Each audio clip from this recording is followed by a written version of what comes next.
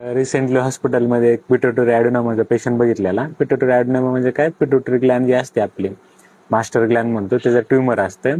आणि त्या पेशंटमध्ये आपण एक ड्रग यूज करत होतो कॅबरगोलिन नावाचं. तर त्या ड्रग बद्दल आपण डिस्कस करणार होतं.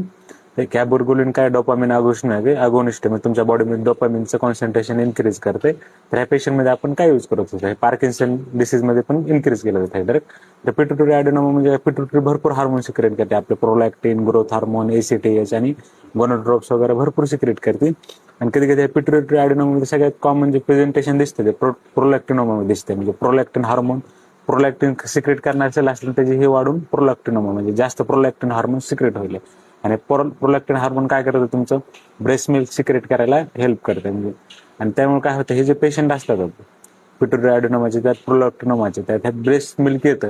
पण प्रेग्नेन्सी नसते असं काही नसताना सुद्धा तुमचं ब्रेस्ट मिल्क येतं, ॲमनोरिया होतं, म्हणजे पिरियड्स वगैरे येत नाहीत. हे कॉमन प्रेझेंटेशन असते.